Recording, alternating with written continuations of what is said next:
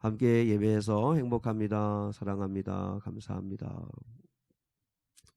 자, 오늘 주신 하나님의 말씀 같이 나누겠습니다. 오늘 주신 하나님의 말씀은 마가복음 12장 13절로 17절 말씀입니다. 마가복음 12장 13절로 17절 말씀입니다. 우리 한 절씩 하나님 말씀을 받들어 읽겠습니다. 그들이 예수의 말씀을 책잡으려 하여 바리새인과 헤롯 땅 중에서 사람을 보내매 와서 이르되 선생님이여 우리가 아노니 당신은 참되시고 아무도 꺼리는 일이 없으시니 이는 사람을 외모로 보지 않고 오직 진리로서 하나님의 도를 가르치심이니이다. 가이사에게 세금을 바치는 것이 옳으니까 옳지 아니이까 우리가 바치리이까 말리이까 한데 예수께서 그 외식함을 하시고 이르시되 어찌하여 나를 시험하느냐 데나리온 하나를 가져다가 내게 보이라 하시니 가져왔거늘 예수께서 이르시되 이 형상과 이 글이 누구의 것이냐 이르되 가이사의 것이니이다. 우리 17절 같이요. 이에 예수께서 이르시되 가이사의 것은 가이사에게 하나님의 것은 하나님께 바치라 하시니 그들이 예수께 대하여 매우 놀랍게 여기더라. 아멘. 마음이 있으면 길이 보인다. 마음이 있으면 길이 보인다 하는 제목 가지고 함께 말씀을 나누기를 원합니다. 저희 어머니께서 예전에 자주 하신 말씀 가운데 하나가 뭐냐면 이렇게 일을 시킬 때 사실 그때는 철부지고 철이 안 들어서 마지못해서 억지로 하잖아요. 그러면 그때마다 하시는 말씀이 하고 싶게 해라, 하고 싶게 해라 이런 말 많이 하셨습니다.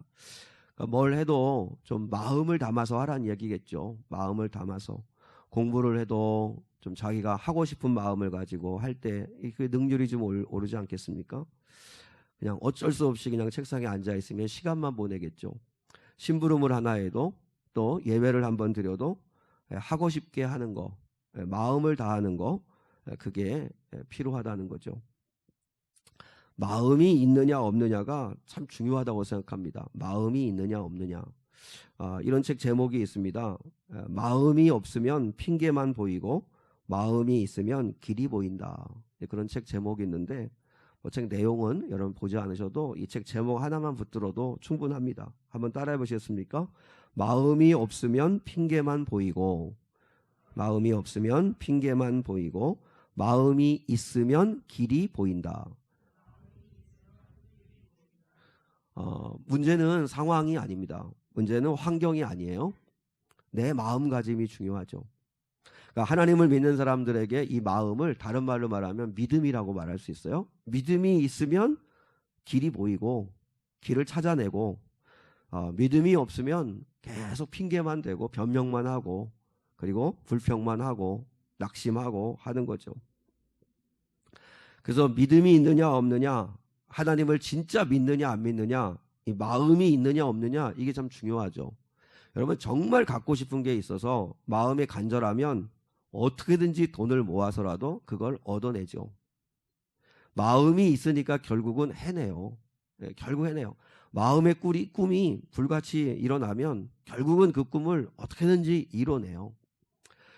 배우들 중에 이렇게 법대에 들어가거나 아니면 부모님들의 권유로 의대에 들어간 사람들이 있더라고요.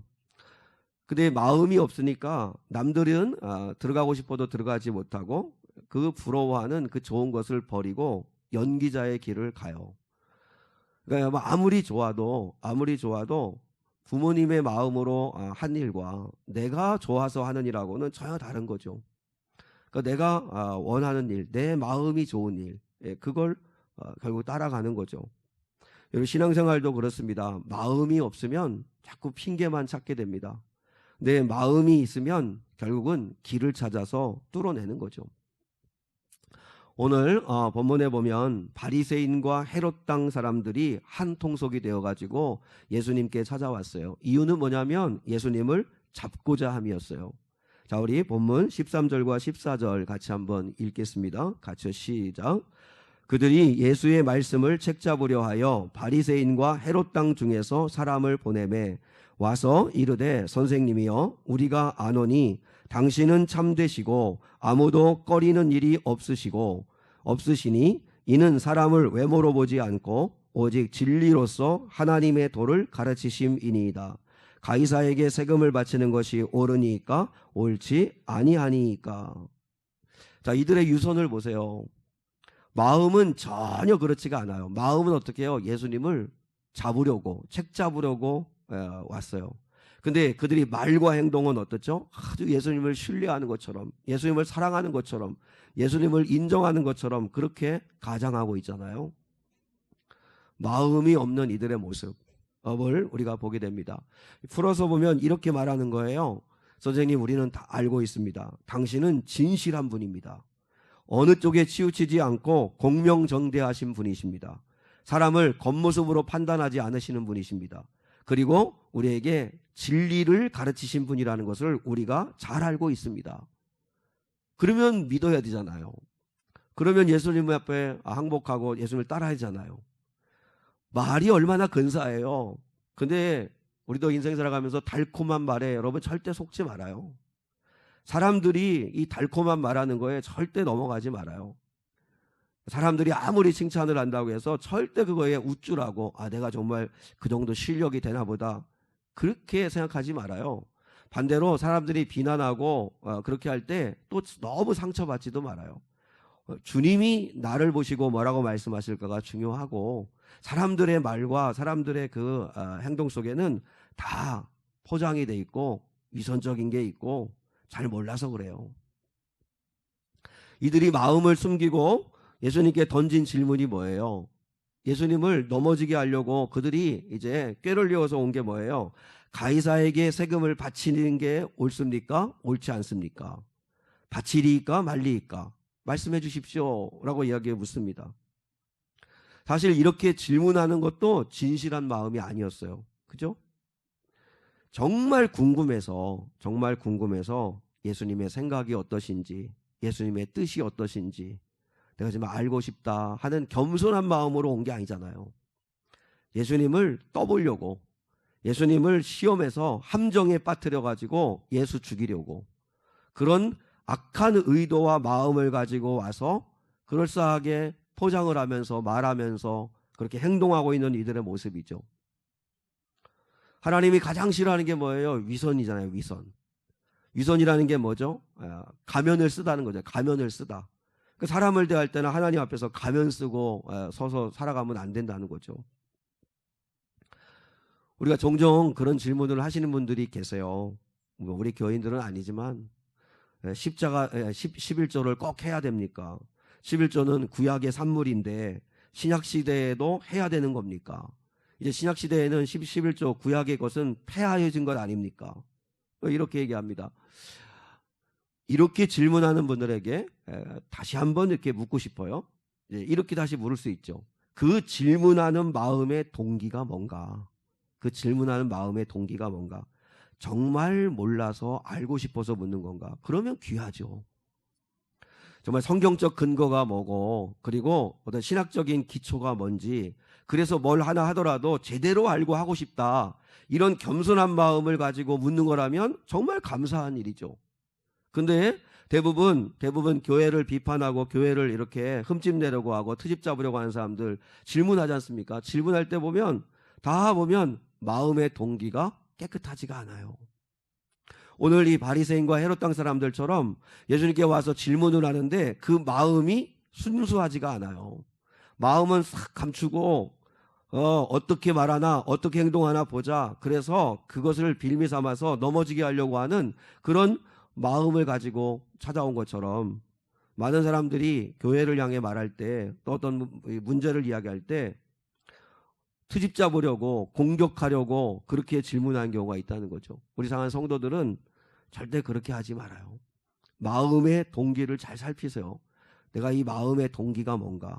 내가 마음의 동기가 뭔가? 그래서 일상을 살아가는 그리스도인들에게 가장 필요하고 가장 중요한 덕목이 있다면, 이제 영어로 그리스도인에게 가장 중요한 덕목이 있다면 제가 주보에도 써놓았는데요. 인테그러티라고 하는 말입니다. 인테그러티. 뭐 발음이 좋지는 않지만 인테그러티라고 하는 말인데, 이 말은 진정성, 진실함, 신실함 이렇게 번역할 수 있는 말입니다. 그러니까 마음과 말과 행동이 삼위일체가 되도록 해라 하는 말입니다. 우리 그리스도인들은 마음과 말과 행동이 삼위일체가 되셔야 합니다. 마음은 숨겨놓고 마음은 전혀 아니면서 빈말하는 경우 있죠. 빈말 많이 하는 경우 있습니다. 뭐 죄송하지만 우리 목사님들 이렇게 가끔 이렇게 만나거나 또 장로님들과 같이 이렇게 노예 일로 이렇게 만나면, 그러면 이렇게 빈말을 많이 합니다. 왜냐하면 뭐 그때 뭐 사실 뭐 이렇게 진실한 관계나 뭐 이렇게 친밀한 관계가 아니다 보니까 뭐 그래서 멋있다, 뭐 어떻다, 어떻게 보인다 이러면서 얘기하지만 다 빈말 잔치입니다. 마음 따로, 말 따로, 행동 따로. 절대 우리 그리스도인은 그렇게 하면 안 됩니다. 인테그러티, 이 진실함, 진정성, 이거 잃어버리면 안 됩니다. 그래서 누군가와 이렇게 대화를 할 때 가장 좋은 말이 무슨 말이냐면, 뭐 유명한 사람이 한 이야기 인용하는 거, 그런 게 중요한 게 아니고, 어떤 뭐 아주 유명한 영화나 드라마, 어떤 소설에 나오는 대사 인용하는 게 중요한 게 아니고, 진실함을 담아서 말하는 거, 그게 그리스도인이 해야 될 말이고, 그리고 마음이고, 그리고 행동이죠. 마음과 말과 행동이 삼위일체가 되셔야 합니다. 근데 교회를 다니면서도 자꾸 마음을 숨기는 경우가 있고 자꾸 마음을 속이는 경우가 있는데, 그렇게 해서는 안 된다는 거죠. 예수님 당시에 정치적으로 가장 민감한 문제가 세금 문제였습니다. 그러니까 이 당시는 로마로부터 지배를 받고 있었잖아요, 이스라엘이요. 그러다 보니까 로마는 각종 명목으로 세금을 뜯어갔습니다. 그러다 보니까 이 로마의 세금을 바치는 이 문제에 대해서 국론 분열이 일어나는 때였어요.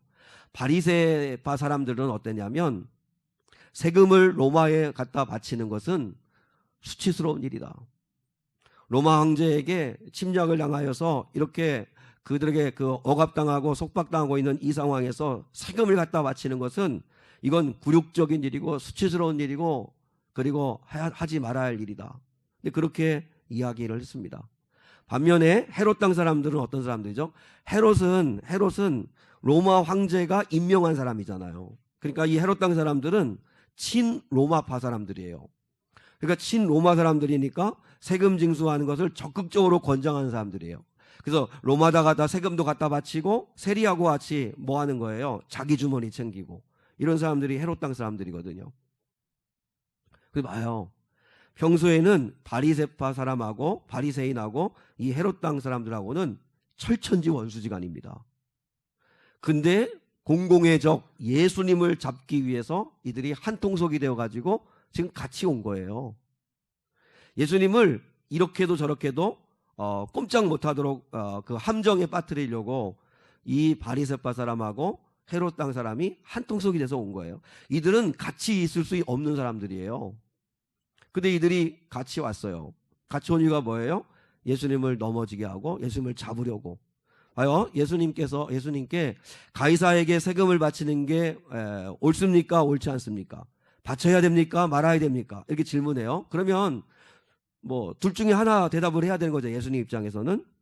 그러면 로마 황제에게 세금을 바쳐야 된다 이렇게 말하면 로마 황제에게 굴복하는 거니까.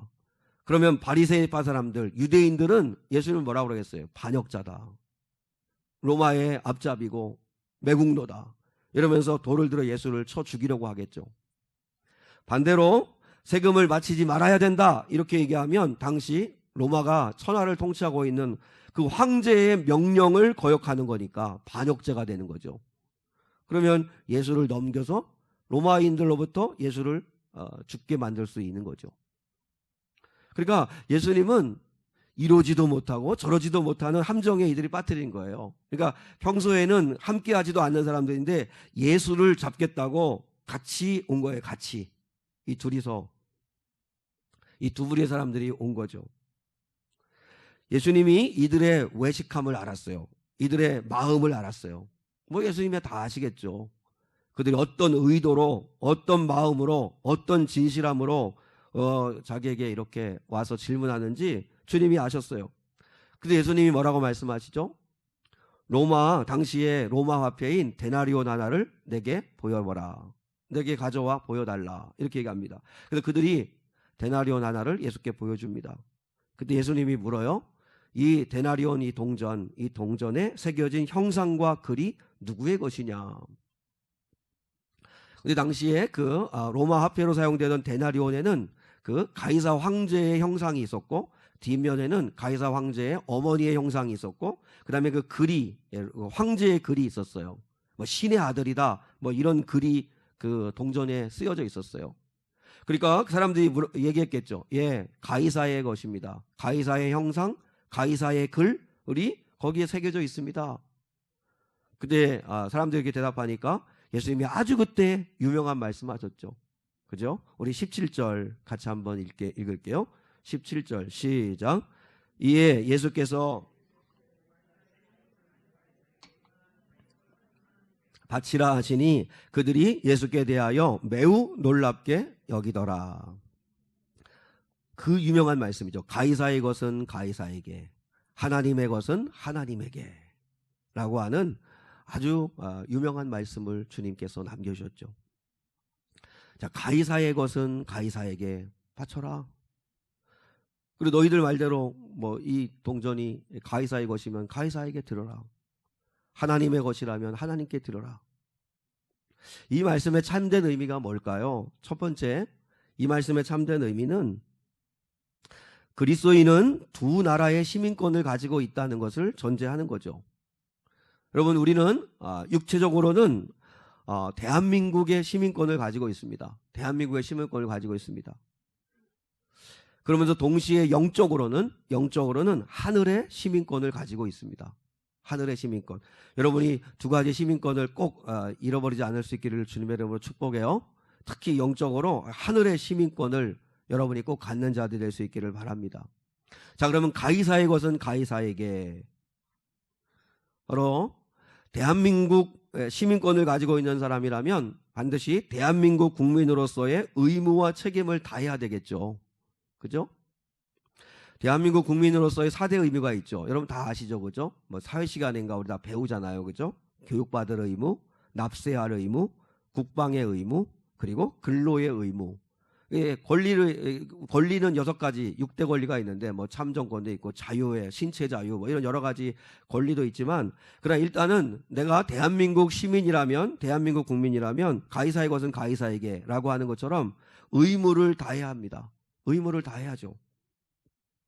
그러나 가이사가 하나님의 법을 무시하거나 폐하려고 한다면 우리는 그것을 따를 수 없습니다.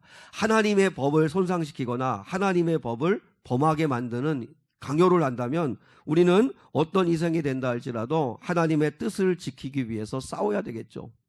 그러나 그렇지 않고는 가이사의 것은 가이사에게. 그래서 그리스도인들은 성실납세도 해야 됩니다. 왜냐하면 내가 이 땅에 속한 시민권을 가지고 있는 사람으로서 납세할 의무, 그래서 정말 성실하게 해야 됩니다. 이제 교회가 그동안 교회가 이제 많이 사회에 환원하고 많이 이렇게 섬기고 했기 때문에 세금 징수를 안 했었죠. 목회자들도, 그다음에 교회 직원들도. 근데 이제 지금은 세금을 다 내죠. 그 잘한 것 같아요. 근데 세금을 걷어들기보다 오히려 이렇게 이렇게 보완해줘야 될 게 더 많다고는 하는데, 아무튼 세금을 내죠. 그래서 마땅하게 그리스도인들이 이 땅의 국민으로서 해야 될 도리를 해야 됩니다. 법을 잘 지키고, 그리고 반드시 국민으로서의 그 도리를 잘 해야 되죠. 그러나 하나님의 뜻을 거역하게 만들 때, 그때는 우리가 정말 순교의 각오를 가지고라도 하나님의 말씀을 지키고 싸워야 되는 거죠. 예를 들어서 우리 독일의 보네퍼라고 하는 목사님이 있잖아요. 독일의 히틀러가 급기야 2차 세계대전을 일으켜서 로마의 국민 780만 명을 죽게 합니다. 어마어마하죠. 그리고 거기다가 600만의 유태인들을 강제수용소에 가둬서 노동시키고 고문하고, 가스실과 교수대로 보내가지고 처형시키는 끔찍한 범죄를 범합니다. 정말 사탄의 앞제일 가운데 이렇게 히틀러처럼 악한 자가 있을까 싶을 만큼 수많은 사람들을 정말 죽음에 내몬 사람이죠. 그때 이 보네퍼라고 하는 이분은 미국의 유니온 신학교에서 신학교수로서 안정된 삶을 살고 있었습니다. 근데 자기의 고국 땅에 그런 지금 말도 안 되는 지금 수많은 사람들이 지금 죽음에 내몰리는 이런 일들을 범하고, 또 심지어는 독일 교회가 히틀러를 막 지지하고 막 독일 히틀러를 막 편들고 하는 그런 현실을 바라보고 양심의 가책을 느껴서 가장 독일 역사상 힘들고 어려울 때 독일로 들어갑니다. 그래서 귀국하자마자 이 보네퍼가 한 일이 뭐냐면 나치에 협력하던 독일의 교회들을 비판하기를 시작합니다. 그리고 그 다음에 히틀러 제거 계획에 동참을 하게 됩니다. 그게 결국 발각이 돼가지고 비밀경찰에 의해서 체포되어가지고 감옥에 갇혔다가 39살에 교수대에서 이제 이슬로 사라지게 되죠. 39살입니다. 그때가. 어떤 사람들이 그랬대요. 원수도 사랑해야 될 사람이 이제 히틀러를 제거하는 일, 히틀러와 그 나치당의 주범들을 제거하는 일, 이 살인을 모의했다고 비난하는 사람들에게 보네퍼가 늘 그런 말을 했습니다. 여러분도 들어보셨겠지만 어떤 버스 운전사가 이렇게 손님이 가득 탄 버스를 이렇게 운전하고 가는데, 근데 갑자기 인도로 뛰어들어가지고 손님은 물론이거니와 인도에 걸어가던 사람들까지도 마구 치고 다치게 하면 어떡하겠냐 이거예요. 그러면 누구라도 그 운전사로부터 핸들을 빼앗고 운전석에서 끌어내지 않겠느냐. 나는 히틀러라고 하는 미친 운전사를 운전석에서 끌어내어 많은 사람을 구하려고 뛰어든 것입니다. 그렇게 이야기를 했습니다. 보네퍼는 믿음이 있다고 하면서 예수님을 따르는 행동이 없다면 그건 값싼 믿음이다, 이렇게 얘기했습니다. 그러니까 여러분, 믿음은 반드시 행동이 나와야 합니다. 행동 없는 믿음, 그건 여러분 그냥 이론에 불과하고 이상에 불과한 거죠. 보네퍼 목사님은 제자의 삶이란 불의에 저항하며 양심에 따라 사는 삶을 말하며 십자가를 지신 그리스도의 말씀에 철저하게 복종하는 삶이다, 이렇게 가르쳤습니다. 신앙과 생활이 따로 가는 것이 아니라 신앙과 생활은 함께 가는 것임을 보여주었습니다. 여러분, 이게 우리 교회의 사명입니다. 왜 우리 한국교회가, 우리는 그렇지 않지만 지금 그 국회 앞이나 방송국 앞에 가서 기독교인들이 왜 반대 집회하죠? 그리고 왜 서울에 이렇게 대형교회 목사님들이 국회 앞에서 방송국 앞에서 1인 시위하죠? 포괄적 차별금지법 통과시키려고 하는 사람들을 대상으로 반대의 목소리를 계속 높이고 있습니다. 그래서 많은 사람이 공격합니다. 정치적 참여 아니냐, 이런 공격 많이 합니다. 그럼에도 불구하고 하는 이유가 뭐예요? 하나님의 말씀을 짓밟는 일을 하니까, 하나님의 말씀을 거역하는 일을 대놓고 정책으로 만들어내니까 가만히 있으면 안 되는 거죠. 불의와 맞서 싸워야 되니까, 하나님의 말씀을 지켜내야 되니까. 그래서 많은 사람들이 반대의 목소리를 높이기 위해서 집회에 참여합니다. 기호 축제할 때 한쪽에서는 사실 기호 축제에 참여한 사람보다도 훨씬 더 많은 그리스도인들이 반대 집회했습니다. 근데 방송에는 전혀 안 나오잖아요. 오히려 몰지각한 사람들, 이게 축제를 흐리는 사람들, 이런 식으로만 비춰지게 만들지, 정말 왜 이렇게밖에 할 수 없는가에 대한 이야기를 알려고 하지도 않고 방송하지도 않죠. 뿐만 아니라 성혁명을 획책하는 공교육 교과과정을 개정하는 것에 대해서 교회는 반대하고 있습니다. 여러분, 지금 교과과정이 많이 바뀌었는데 이대로라면 앞으로는 부모란이 없어진답니다. 그래서 이제 이렇게 가족 관계라든지 모든 것들이 신상을 이렇게 사용할 때 부모란이 없어지고 보호자 1, 보호자 2, 보호자 3 이렇게 바뀐다고 그래요. 그러니까 어떤 사람도 부모에 의해서 태어난 사람이지 부모 없이 태어난 사람이 세상에 어디 있어요. 근데 아비부, 어미모, 아버지, 엄마를 이제 아버지라 엄마라 부를 수 없는 시대가 돼요. 그리고 뭐라고 그러는 거예요? 그냥 보호자 1, 보호자 2, 보호자 3. 세상이 점점 이렇게 되어가요. 근데 가만히 그냥 우리는 그냥 예배드리고 믿음 지키고 하면 되는 게 아니겠죠. 가이사의 법이, 가이사가 하나님의 법을 무너뜨리고 그리고 교회를 우습게 여기고 짓밟으면 반드시 교회는 싸워야 되고 그리고 그 진리의 말씀을 지켜내야 되는 거죠.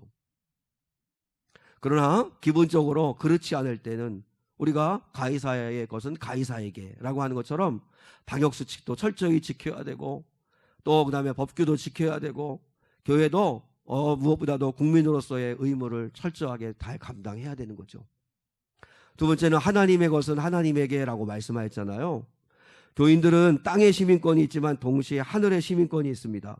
가이사의 나라가 있지만 그러나 가이사가 통치하는 이 땅의 나라가 있지만 동시에 하나님의 다스림을 받는 하나님의 나라가 있다는 사실을 우리가 기억해야 된다는 거죠.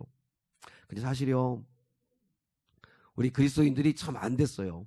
왜냐하면 제가 생각해 보면 그 새롭게 하소서 이게 간증 프로그램을 보니까 어느 목사님이 이제 미국에서 목회하시는 분인데 미국에서 목회하시다가 이제 이제 한국에서 목회했나 뭐 미국에서 목회했나 모르겠는데 이분이 이제 교회가 너무 어려우니까 그래서 이분이 일주일 동안은 이제 이렇게 직장 생활을 한 거예요. 뭐 직장 생활. 요즘 뭐 목사님들도 뭐 투잡 뛰고 하신 분들도 있다고 이렇게 하는데 그래서 이분이 일주일 내내 일하시고 난 다음에 주일날 예배드리러 이제 이렇게 나오려고 하는데 자기가 목사인데도 그렇게 피곤하고 힘들더래요. 월요일부터 토요일까지 일상생활 열심히 살다가 또 주일날도 이른 아침에 일어나가지고 준비하고 교회 나오는 게 이게 보통이 아니더라는 거죠. 그래서 자기가 그 주일에 교인들한테 정식으로 사과를 했대요. 자기는 주일 안 지키고 예배 오는 것을 너무나 가볍게 쉽게 생각해서 성도들한테 책망하고 나무랬는데 근데 이게 얼마나 큰 믿음인지 알았다고 정말 여러분에게 정말 너무나 가볍게 판단한 것을 내가 사과한다고 그렇게 이야기했대요. 그러니까 여러분이 지금 이 시간에 9시 20분까지 이렇게 일부 예배 이렇게 오신다는 거는 참 이것도 대단히 귀한 거죠. 여러분 사실 그리스도인들은 두 시민권을 가지고 있다 보니까 이중 삼중의 짐을 져야 되는 상황이에요. 그죠? 세상에서는 국민으로서 해야 될 도리가 있잖아요. 근데 교회에서는 또 하나님의 백성으로서 해야 할 일을 또 해야 돼요. 그러니까 이중 삼중으로 힘들죠. 일주일간 사느라고 피곤한데 주일이면 교회 와서 예배하고 또 봉사하고 헌신하니까 정말 힘들죠. 교인들은 나라에 세금을 내기도 하면서 교회에다가는 또 헌금도 내야 돼요. 이중의 부담을 지고 있는 거죠. 그럼에도 불구하고 우리가 기꺼이 하나님의 몫을 떼는 것은 하나님의 은혜임을 믿기 때문이죠. 믿음 없이는 마음 없이는 못할 일이에요. 하나님께서 주셨고 앞으로도 하나님께서 채우실 것을 나는 믿습니다. 하나님이 주셨습니다. 하나님의 은혜로 삽니다. 이 믿음이 없으면 우리는 이중부담 지기 어렵습니다. 그래서 여러분 고린도후서 9장 6절로 7절을 잊지 말고 이 말씀 붙들 수 있기를 축복해요. 같이 한번 읽겠습니다. 시작. 이것이 곧 적게 심는 자는 적게 거두고 많이 심는 자는 많이 거둔다 하는 말이로다. 각각 그 마음에 정한 대로 할 것이요 인색함으로나 억지로 하지 말지니 하나님은 즐겨내는 자를 사랑하시느니라. 여러분 심은 대로 거둔다는 사실은 꼭 기억하시고 그러나 마음이 기쁜 가운데 하십시오. 믿음으로 하시고 마음으로 하십시오. 인색함으로나 억지로 하지 말고 하나님은 즐겨내는 자를 사랑하신다. 너무너무 형편이 어려워서 안 되면 그러면 어떻게 해요? 못해도 괜찮죠. 그러나 믿음으로 하는 거예요. 적게 심는 자는 적게 거두지만 많이 심는 자는 많이 거둔다 하는 이 하나님 말씀대로 내가 하나님 아버지 앞에 심어야지. 하나님 앞에 거두게 하시고 주실 것을 믿고 내가 해야지 하고 즐거워하는 마음, 믿음으로 그 일을 감당해라 라고 하는 거죠. 여러분 가이사의 것은 가이사에게 하나님의 것은 하나님에게 라고 말씀하시는 이 주님의 말씀에 제가 깨달은 그 말씀의 의미는 이건 마음의 문제다라고 말씀하시는 거예요. 마음의 문제다. 너에게 돈이 있지? 그 돈이 누구의 것이냐? 그건 네 자신이 결정하는 거죠. 내 마음이 결정하는 거죠. 이건 내 거다. 그럼 나를 위해 쓰는 거고, 이건 하나님의 몫이다. 그럼 하나님께 드리는 거고. 그러니까 주님이 오늘 말씀하시는 거예요. 그들에게 가이사의 이게 형상이 있는 그 동전을 받아들이시고, 이거 누구 거냐? 이 형상과 글이 누구 거냐? 가이사의 겁니다. 그럼 가이사의 것은 가이사에게. 근데 내 믿음, 내 마음이 이건 하나님의 것입니다. 나는 하나님의 것입니다. 그러면 하나님에게. 누가 결정하는 거예요? 내 마음이 결정하는 거예요. 내 마음이. 너의 마음이 뭐냐? 네 마음이. 너의 마음이 뭐냐는 거죠. 예전에 가난한 한 성도가 이 1,000원 헌금과 함께 쪽지를 헌금통에다 넣었다고 그래요. 이제 옛날에 이제 그 교통비가 1,000원 안쪽 할 때 이제 그때였던 것 같아요. 이제 내용 인증은 무슨 내용이냐면 자기가 가진 돈이 1,000원밖에 없었대요. 근데 그날 목사님이 이제 설교하시는 내용이 가난한 과부의 두랩돈, 이제 그 설교 있잖아요. 부자들이 많이 내는 헌금에 대해서 주님이 관심 가진 게 아니라 바로 두랩돈, 랩돈이라는 게 오늘날 말하면 우리 1원짜리보다도 더 작은, 그러니까 이 지름이 1cm도 안 되는 아주 조그만 동전. 근데 그 동전 2개 있었는데 하나만 내도 되는데 이 가난한 과부가 전부를 드리고 싶어서 두 랩돈을 넣었다는 거죠. 근데 하나님 주님께서 보시고 이 여인이 하나님께 가장 많은 것을 드렸느니라. 그래서 인정을 받았다 하는 이야기 하는데 이제 이 성도가, 이 여자 성도가 자기에게는 돈이 1,000원밖에 없었다고 그래요. 근데 그 돈을 1,000원을 헌금하면 예배를 마치고 걸어서 집에 가야 되는데 그 거리가 꽤 먼 거리였다는 거예요. 어떻게 할까? 하나님께 드리고 싶은 마음대로 드리고 갈까? 드리고 그리고 그 다음에 집은 걸어갈까? 아니면 드리고 싶은 마음을 질끈 감고 편하게 버스를 타고 갈까? 나한테는 돈 1,000원밖에 없는데 어떻게 하면 될까? 결국은 이 성도는 하나님께 드리고 싶은 그 마음에 따라서 그 1,000원을 하나님께 드리고 그리고 먼 길을 걸어서 집으로 돌아갔다라고 하는 거죠. 그래서 이제 그 쪽지와 함께 1,000원을 헌금통에 넣었다는 거예요. 자, 보세요. 그러면 이 1,000원, 이 돈 1,000원 누구의 것입니까? 내 마음이 결정하는 거죠. 주님께 드리고 싶은 마음을 접고, 그래, 그래도 어떻게 그 먼 거리를 걸어가나 편하게 버스를 타고 가야지. 여러분, 이분이 헌금하지 않고 버스를 타고 갔다고 해서 이분을 비난할 수 있는 사람은 아무도 없습니다. 뭐 그 먼 거리를 어떻게 걸어가겠어요. 그러니까 이분의 형편을 충분히 이해하니까, 그러니까 이분을 비난할 수 없을 거예요. 근데 이분은 하나님께 드리고 싶어서, 이거는 하나님의 몫이다, 이건 하나님의 것이다. 그래서 기꺼이 내가 힘들더라도 걸어가고 내가 하나님께 드리고 싶은 마음대로, 감동받은 대로 내가 이걸 드려야지. 그래서 드리고 걸어갔다는 거죠. 그러면 그건 하나님의 것이 되는 거죠.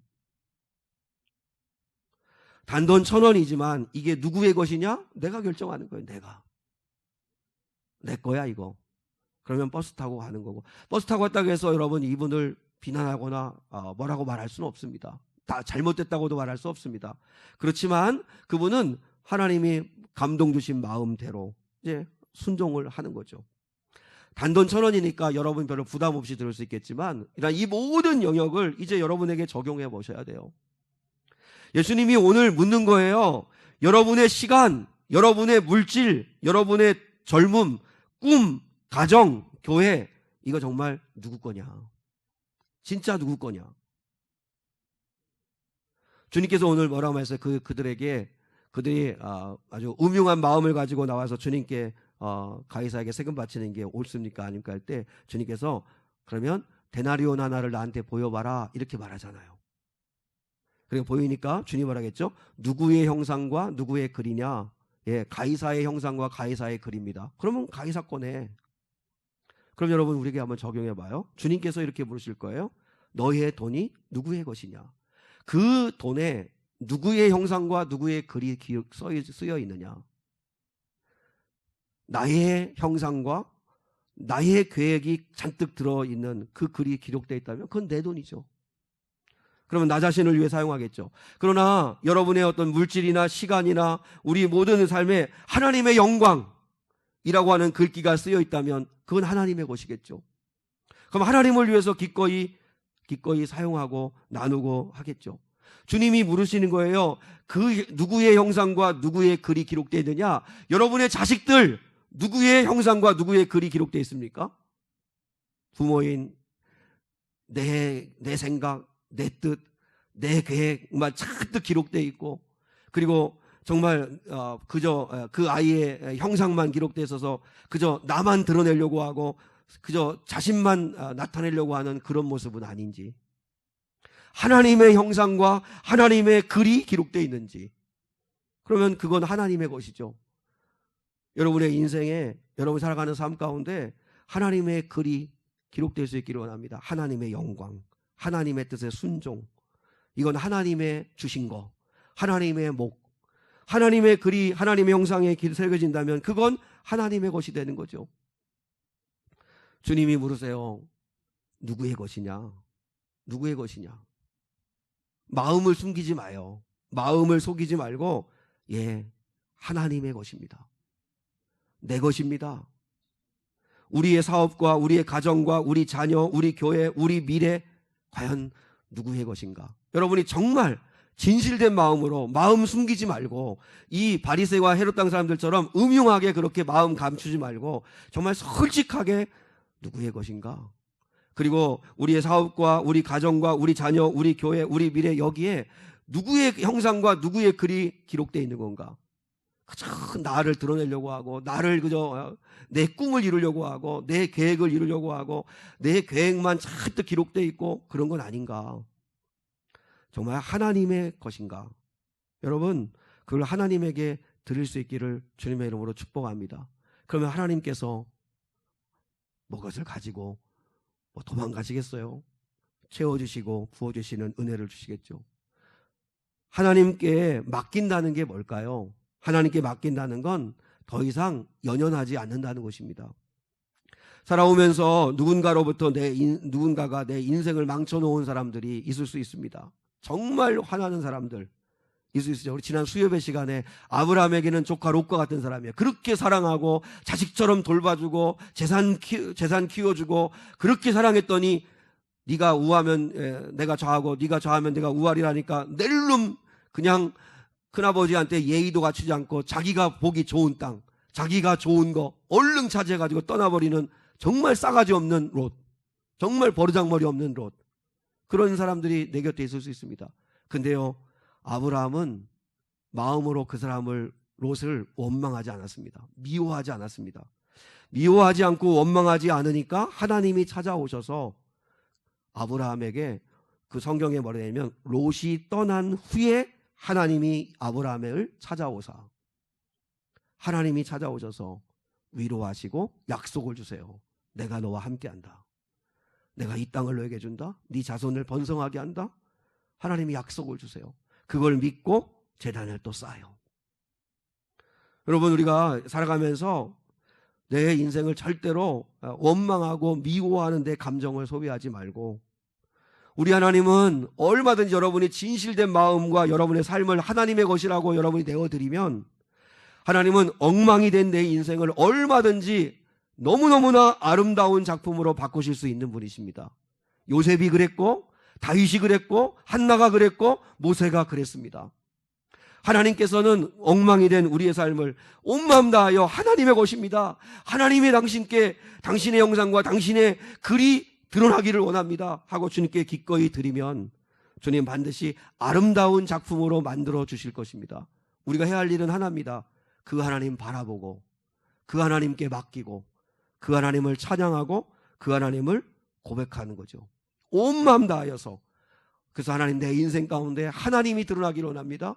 하나님의 형상이 드러나고 하나님의 글이 드러나고 하나님께 영광이 나타나는 삶을 살기를 원합니다.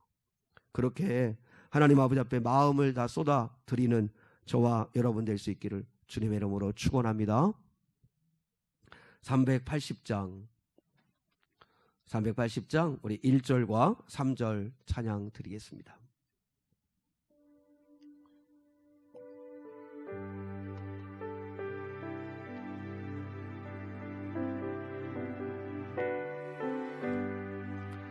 나의 생명 되신 주 주님 앞에 나아갑니다. 주의 흘린 보혈로 정케 하사 받아 주소서. 날마다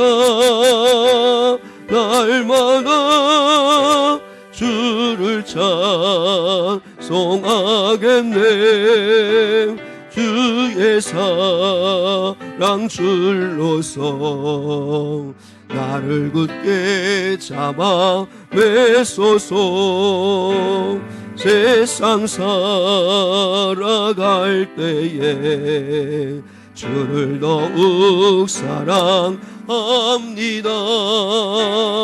밝고 빛난 천국에 나의 영혼 들어가겠네. 날마다 주를 찬송하겠네. 주의 사랑 줄로서 나를 굳게 잡아 매소서.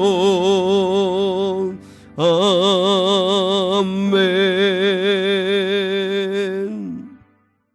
하나님 아버지 감사합니다. 오늘도 거룩한 주일을 주시고 우리 귀한 성도들을 불러주셔서 진심으로 감사합니다. 오늘 이 아침에도 하나님을 찬양하며 높여드릴 수 있게 하시니 감사합니다. 우리 귀한 성도들의 삶에 내 모든 것이 하나님의 것임을 고백하며 하나님의 영광이 드러나는 삶을 사는 자들이 되게 하옵소서. 아버지 하나님, 무엇보다도 우리의 온 마음을, 진실한 마음을 주께 드리며 살아가기를 원합니다. 우리의 상하고 지친 마음, 눌린 마음, 아픈 마음, 상처받은 마음, 감사와 감격하는 마음, 모든 마음을 주님 앞에 진실함으로 드려 주님이 받으시고 주님이 아름다운 작품으로 써가실 수 있는 은혜를 누리기를 소망하오니 역사해 주시옵소서. 아버지하며 마음이 있으면 길을 찾아냅니다. 마음이 있으면 아버지하며 일을 해냅니다. 우리 귀한 성도들에게 굳건한 믿음과 마음을 허락하여 주시옵소서. 아버지 하나님 앞에 귀한 예물을 봉헌하여 드리는 손길마다 복 주시고 하나님 아버지 앞에 드리기를 원하나 그렇지 못한 형편에 있는 자들에게 위로하시고 채워주시고 하나님 은혜 위에 은혜를 더하여 주시옵소서. 그래서 하나님을 영화롭게 하는 거룩한 자들이 될 수 있도록 인도해 주시고 오늘 거룩한 주일도 하나님의 날이 오니 하나님의 영광이 드러나는 복된 날 되게 하옵소서. 감사하며 사랑이 많으신 예수 그리스도의 이름 받들어 기도 드리오며 지금은 우리 주 예수 그리스도의 은혜와 하나님 아버지의 극진하신 사랑과 성령 하나님의 함께하심이 오늘 여기 모여 예배한 거룩한 성도들 위에 이제로부터 영원까지 함께하시기를 간절히 축원하옵나이다. 아멘.